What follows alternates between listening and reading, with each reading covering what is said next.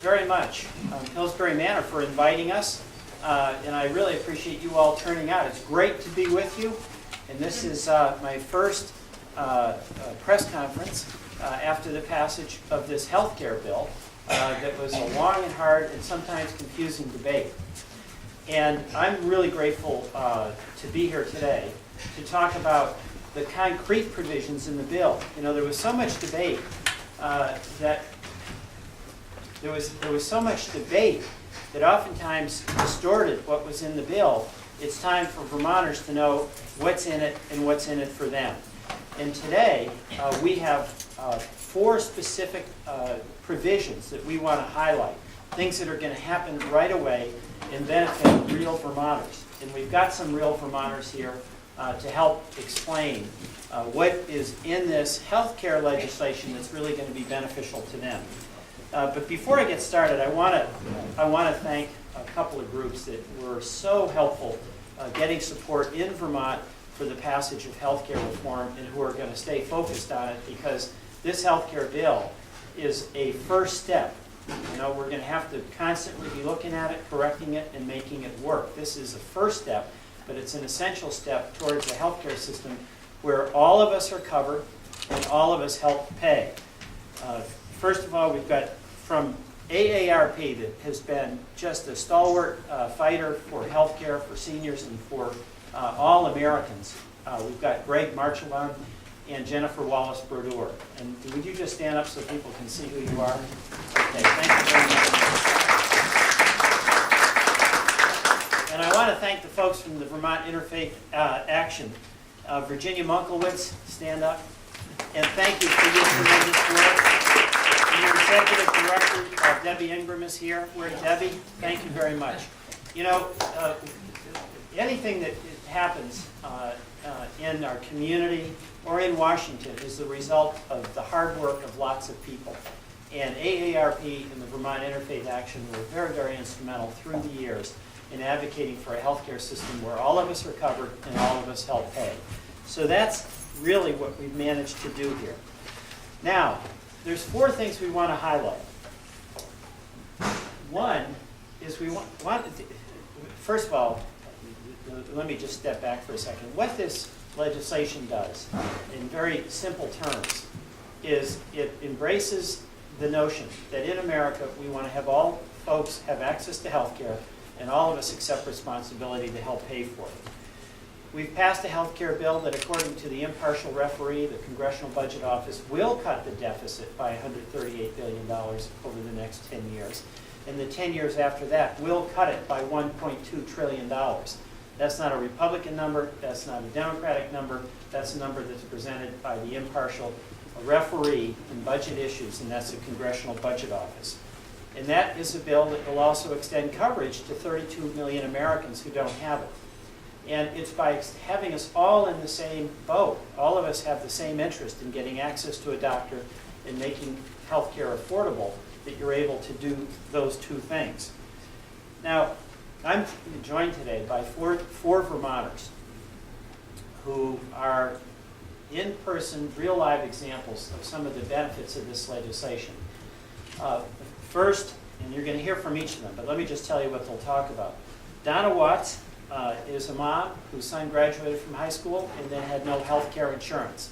And under this legislation, parents, and I'm one of them, by the way, we're going to be able to keep our children on our health care policy until they're age 26. And Donna's going to talk to you about that. 45,000, and then second, we have Jackie Mitchell, who lives here. Jackie, there you are. Who lives here at Pillsbury Manor, and she is a senior who needs significant prescription drugs, and the donut hole, once that arises, costs her a lot of money, and we are, in this legislation, going to close that donut hole and end it altogether in the next decade. And then we've got Dave Zoll. Dave Zahn, I'm sorry. Oh, Karen. All right, we're going to do Karen. I'm sorry. You know about pre-existing condition? Under present health care legislation, Insurance companies are glad to give you coverage if you don't need it. But if you're sick, they take it away. If they find out you've got a pre-existing condition, they don't give it, they don't let you get it. Well, what we have with us today is Karen Hammer Williamson, who is going to talk about the elimination of the pre-existing condition and what that means to her. And then finally, we have a successful Vermont businessman, Dave Zahn. Zahn. That's good, I got to say it twice. All right. Mr. Zahn has a successful business and is committed to health care for his employees, but it's a brutal cost and he has no control over it. And he's a business person, successful business, small business person in Vermont who's going to speak about that. So let me start by having Donna Watts come up here. And I want to tell you about, as I mentioned to you, she's going to talk about keeping kids on their parent policies until they're age 26. And in this legislation, that is going to benefit about 45,000 Vermont kids and their parents.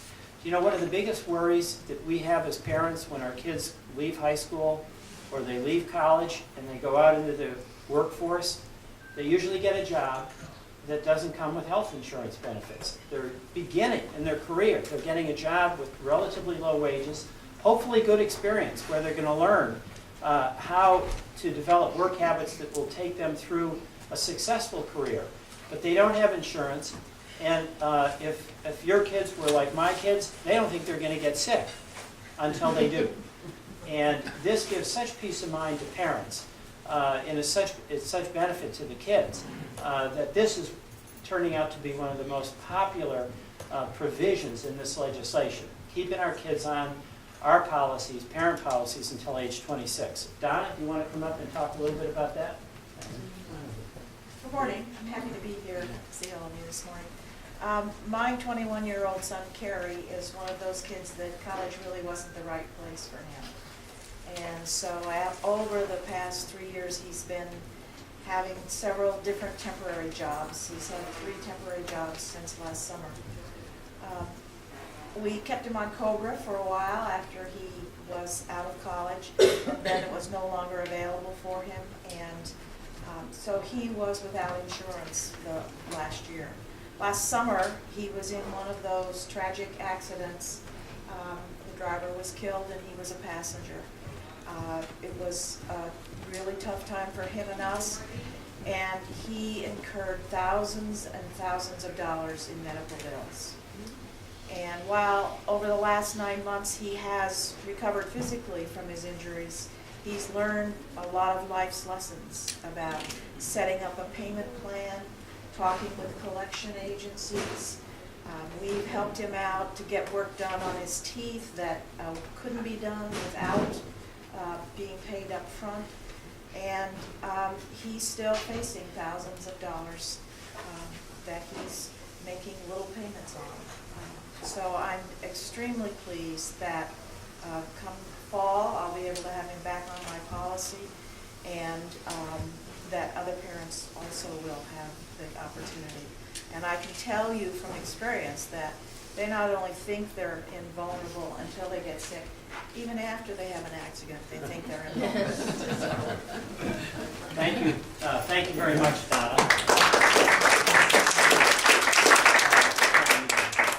And our next speaker is Karen Hammer Williamson, and she is going to talk about the pre-existing condition. And we have 7,000 Vermonters like Karen with pre-existing conditions that will now, as a result of this legislation, be able to obtain coverage. Karen? Thank you. My name is Karen Hammer Williamson, and I'm glad to be here to celebrate the extension of insurance coverage to tens of millions of Americans, and especially those with the pre-existing conditions. A few years ago, I developed a chronic health problem. It came with pain, anemia, benign tumors that were growing rapidly, and a serious depression. All of those things required medical treatments, and I became temporarily disabled. As a social worker, I'd always developed programs for other people, but I never imagined I would need them. When I realized that treatments and recovery would take many months, I made a decision to resign my job to allow my employer to hire someone who could continue my work. And shortly after surgery, I had to separate from my husband. It was my decision, and my former husband is a good man. But this necessary change came at the most vulnerable time of my entire life. My health insurance came through him, so divorce affected my future access to health care. I couldn't afford COBRA payments, so the clock was ticking. I had to find a social work job with a regular schedule, no on-call, limited travel, and good insurance. And I was supposed to avoid stress in the process because stress made the kind of tumors I had grow faster. My depression deepened, and with all the uncertainty, I needed more medication and psychotherapy and other support to cope. I knew many situations like this from my work. People who had health and personal changes converge.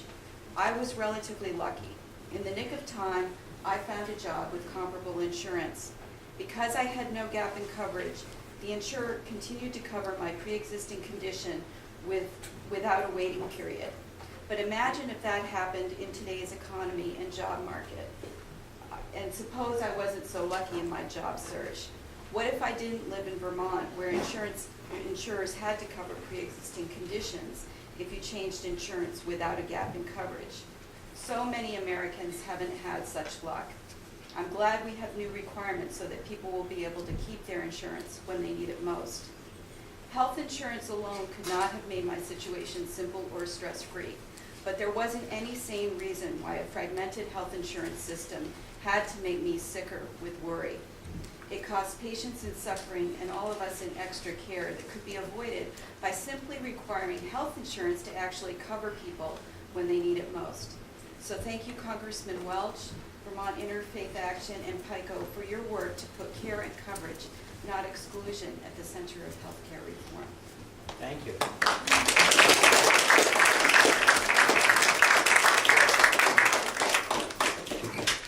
Thank you. You know, millions of seniors are now getting prescription drug coverage through Medicare Part D, but there's a big hole, a gap called the donut hole, where people who need significant medications lose any coverage at all and either have to go without, which they often do. These are medications they desperately need, or somehow try to scrape together the money, which they don't have.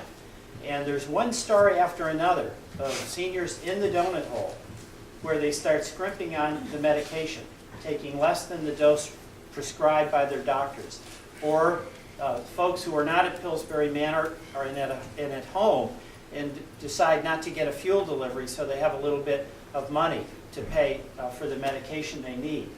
Well, this legislation is going to begin the process of eliminating that donut hole, and it's going to make a difference.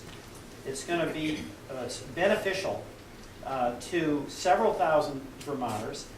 And beneficiaries, what they're going to get is $250 this year, and then next year, 50% discount in those prescriptions that you have to buy in the donut hole. And then in the next decade, the donut hole is going to be closed altogether. So this is going to take some time, but we're beginning a very solid march today towards the elimination of the donut hole. And here to discuss that is a person who has lived with the donut hole, Jackie Mitchell. Jackie, do you want to stay there or you want to come up here? Okay, come on. And this is Pillsbury Manor's own. Jackie.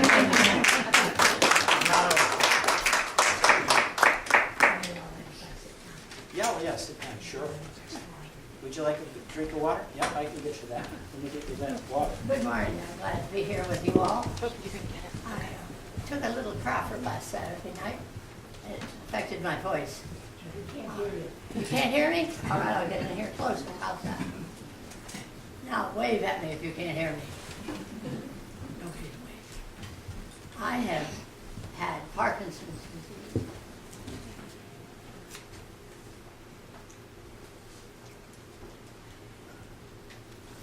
There, that sharpened me up, didn't it? I've had Parkinson's disease for 18 years. My medicine bill has grown and grown and grown. When it came to the donut hole, I said, what? It can't be that they would not pay for a period of time. and they didn't. And it was a struggle for my husband and myself. In the meantime, I had cancer. I had both knees replaced, and I had a couple of other illnesses. When I finally got to understand the donut hole, that there was a light at the end of the tunnel, I was very happy. I have gone over the donut hole beyond compare to some $18,000 a year. I take 18 medicines every day, I have 11 doctors.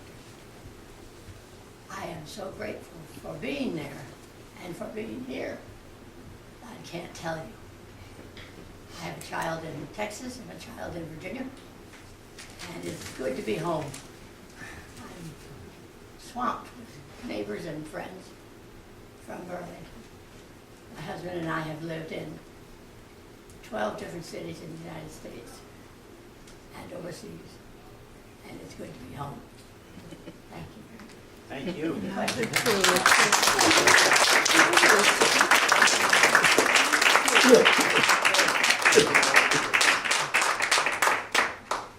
Okay, Dave Zahn is the CEO of Signal Advertising, and that's a marketing company in Montpelier.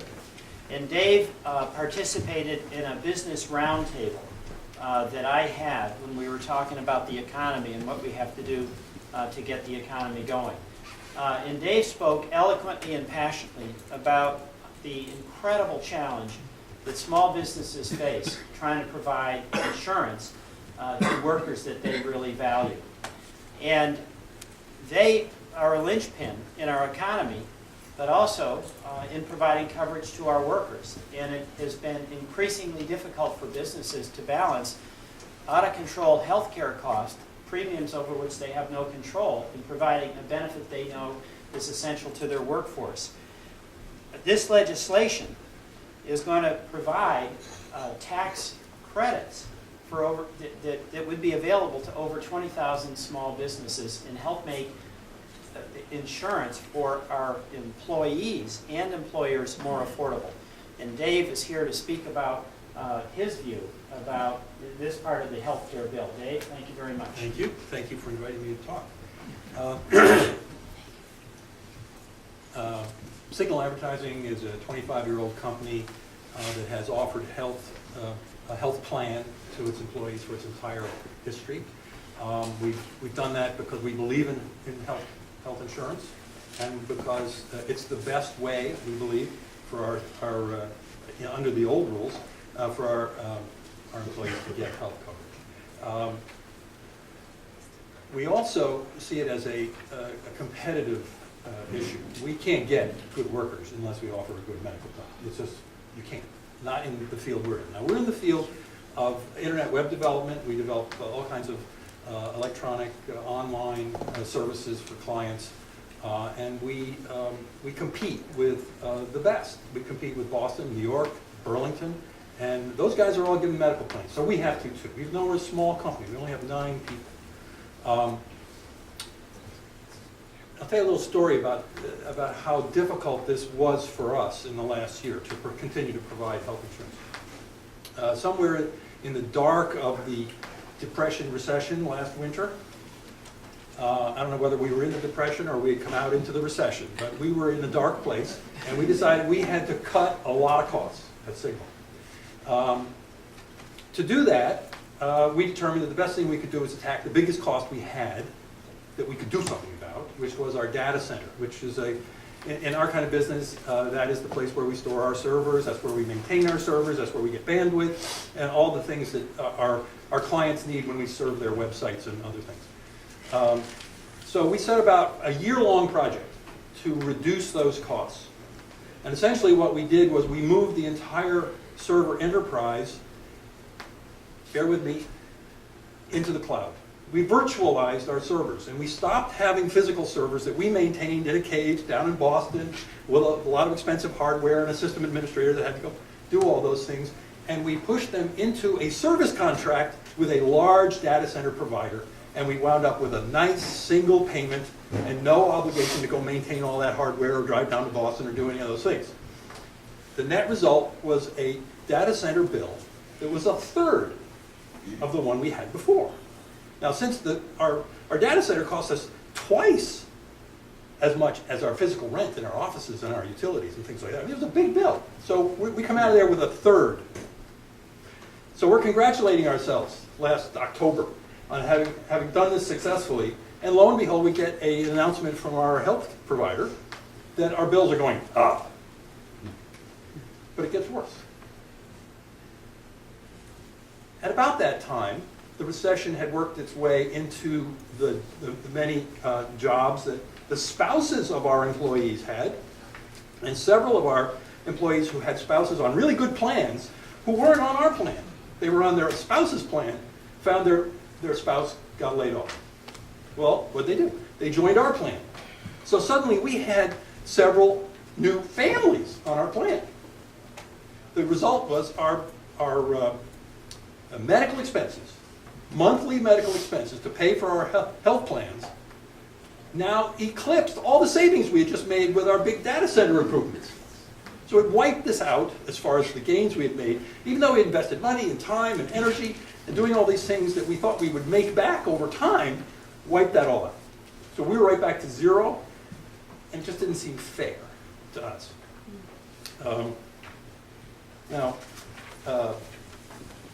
I think that this plan that we've got now, the legislation we just passed, is a great thing.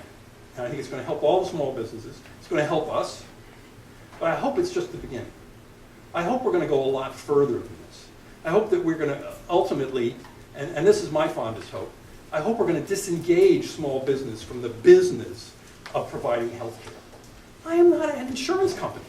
Why am I involved in providing insurance for my staff? I don't do their car insurance. I don't do their homeowner's insurance. Why am I doing their health insurance? It has nothing to do with me. I'm happy to be involved in health insurance. I want my own. I want to pay. I'm happy that everybody's going to pay. But I don't see why I have to be the administrator of everybody's health insurance in my business. So I congratulate the legislature. I congratulate Congress and the president for getting this thing through. And I'm delighted at where we're going. And I just hope we keep going. Thank you, David.